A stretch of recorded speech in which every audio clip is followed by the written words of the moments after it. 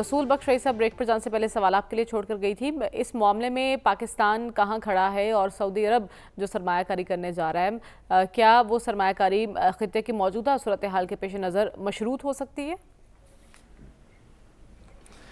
میں پہلی بات تو یہ کروں گا کہ یہ مفروضہ بالکل غلط ہے کہ خارجہ پالیسی میں انصاف، قانون، جذبات کو دیکھا جاتا ہے. کوئی بھی ملک نہیں دیکھتا. یا مذہبی رجحانات کو دیکھا جاتا ہے، وہ بھی نہیں دیکھا جاتا ہے. قومی مفاد کو دیکھا جاتا ہے کہ ہر صورتحال میں ہمارا خارجہ آفس ہو یا ہمارے پالیسی ساز ادارے ہوں، وہ مل بیٹھتے ہیں، سوچتے ہیں کہ موجودہ صورتحال میں ہمارا موقف کیا ہونا چاہیے.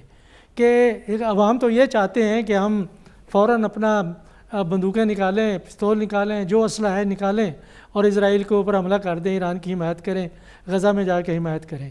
کیا آپ کے قومی تقاضوں کے مطابق آپ ایسا کر سکنے کے قابل ہیں؟ ساری دنیا اس طرح سے سوچتی ہے، مغرب ہو، مشرق ہو، تاریخ میں بھی ایسا ہی ہے. تو یہ ہماری اس وقت جو صورتحال ہے وہ یہ نہیں ہے کہ کوئی کسی کی قید میں ہے یا بالکل ہم خود مختار نہیں ہیں. آپ چین کا بھی اٹھا کے دیکھ لیں، جرمنی کا دیکھ لیں، مغرب کا، مشرق کا، جاپان کا، کسی بھی ملک کا حوالہ دے دیں یا بیان دے دیں، انہوں نے سب نے تشویش کا اظہار کیا ہے. سب نے کہا ہے کہ جنگ کو آگے خطرات میں بدل نہیں جانا چاہیے. جو کچھ ہو چکا بس ہو چکا، اس کے اوپر ختم کریں اور آگے چلنے کی کوشش کریں. باقی رہی بات ہمارے تعلقات کچھ جو مغربی وسط ایشیا کے جو ممالک ہیں، سعودی عرب ان میں سر فہرست ہے، اردن ہے، بحرین ہے، خلیج کے ممالک ہیں، عمان ہے، مصر ہے. ان کے ساتھ ہمارے بہت ہی قریبی تعلقات رہے ہیں اور رہیں گے. یہ نہیں ہے کہ ایک بلاک ہے، لیکن جہاں تک کہ ان کی سلامتی کا تعلق ہے ہم ان کا ساتھ دیں گے، دیتے رہیں گے. اور میرا نہیں خیال ہے کہ کوئی بات سعودی عرب کے ساتھ مشروط ہے. میرا خیال یہ کہ یہ آپ دیکھیں گے جو خبریں میں ادھر ادھر سے پڑھ رہا ہوں کہ ریکوڈیک کے منصوبے میں اسی وزٹ کے دوران ہو سکتا ہے کہ تقریباً $1 ارب کی سعودی عرب کی سرمایہ کاری ہو جائے، باقی 5 ارب کی بھی ہونا شروع ہو جائے گی. اس وقت جن ممالک کے پاس وسیع ذخائر ہیں زر مبادلہ کے، وہ قطر ہے، خلیج کے ممالک ہیں، یہ 4-5 چھوٹی ریاستیں ہیں، اور سعودی عرب ہے جن کا کہ ساورن فنڈز جو ہے وہ کھربوں ڈالر میں ہے، مغرب میں انویسٹ کر رہے ہیں، ہندوستان میں کر رہے ہیں. تو پاکستان میں کیوں نہیں انویسٹ کرنا چاہیے؟ کوئی شرط نہیں ہے، صرف شرط یہ ہے کہ ہمیں اپنے سیاسی ماحول کو ٹھیک کرنا ہوگا. ڈاکٹر عسکری نے بہت اچھی بات کی. یہاں میں اس بات کے اوپر زور دینا چاہتا ہوں، ایک بات مختلف کرنا چاہتا ہوں کہ معاشی زوال سوویت یونین کا نہیں تھا، بنیادی طور پر سیاسی زوال تھا.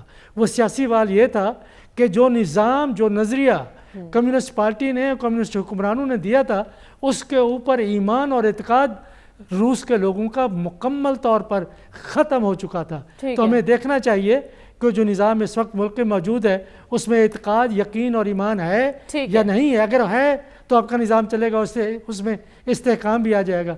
شروع بات یہاں سے کرنی چاہیے اور آپ کا اقتصادی مسائل اس کے بعد حل ہونا شروع ہو جائے. صافی صاحب، آپ موجودہ صورتحال میں سعودی وزیر خارجہ کے دورے کو کس تناظر میں دیکھ رہے ہیں؟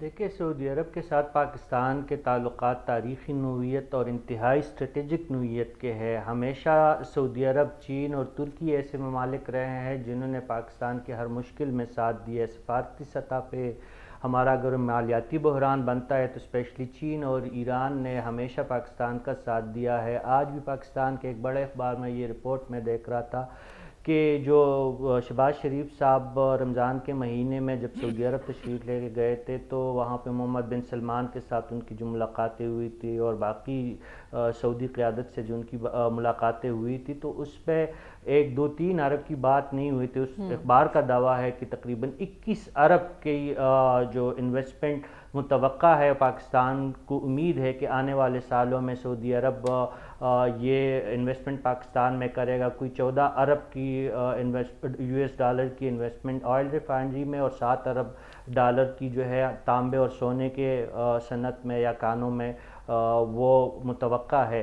تو اس لحاظ سے اگر ہم سعودی عرب کی اگر 21-22 ارب کی بات نہ کریں، کیونکہ ہم 1 ارب کے لیے کشکول لیے IMF کے در پہ کڑے ہیں. آج بھی ہمارے وزیر خزانہ اس وقت امریکہ کے سفر پہ ہیں اور وہاں پہ نئے بیل آؤٹ پروگرام کے لیے وہ جا رہے ہیں. تو اگر ہم سعودی عرب جیسے دوست ممالک کے ساتھ، چین جیسے دوست ممالک کے ساتھ 2-3 ارب کے تجارتی منصوبے اور سرمایہ کاری کے جو منصوبے ہیں اگر وہ شروع کرنے میں کامیاب ہوتے تو ہماری کافی مشکلات حل ہو سکتی ہے. اور نو ڈاؤٹ کہ ریاستی تعلقات جو ہوتے ہیں وہ جذبات پہ ان کا انحصار نہیں ہوتا، وہ مفادات پہ مبنی ہوتے ہیں. سعودی انویسٹمنٹ اور دنیا کی باقی انویسٹمنٹ آپ کے ہاں تب آئیں گی جب آپ کے امن و امان کی صورتحال بہتر ہو، آپ کا سیاسی ڈھانچہ مستحکم ہو اور انرجی جو آپ کا یہاں پہ انرجی کے جو مسئلے ہیں وہ کم سے کم ہو، تو تب آپ توقع کر سکتے. اب ہم نے یہ دیکھنا ہے کہ جو سعودی وفد آ رہا ہے ان کی طرف سے ہمیں کیا مژدہ سننے کو ملتا ہے، اور کبھی 10 اور کبھی 21 ارب اور کبھی 5 ارب کی جو باتیں ہو رہی ہے، ڈالر کی بات ہو رہی ہے انویسٹمنٹ کی، اس میں کتنی حقیقت ہے. لیکن ایک بات جو سعودی دفتر خارجہ جس کی تائید کر رہا ہے کہ جو ہمارے مرکزی بینک میں سعودی ڈپازٹ ہے 3 ارب ڈالر، اس کی جو حد ہے اس کو بڑھایا جا رہا ہے، وہ 5 ارب ڈالر ہو رہا ہے. یہ بھی پاکستان کے لیے ایک بہت ریلیف ہے، اور ظاہر ہے کہ اس کے بدلے پاکستان نے سفارتی سطح پہ سعودی عرب کے کاز کو جس طرح ہمیشہ سے پاکستان سپورٹ کرتا رہا ہے تو وہ اس کو سپورٹ کرنا ہوگا اور سعودی عرب کے ساتھ چلنا ہوگا. اس کو سپورٹ کرنا ہوگا.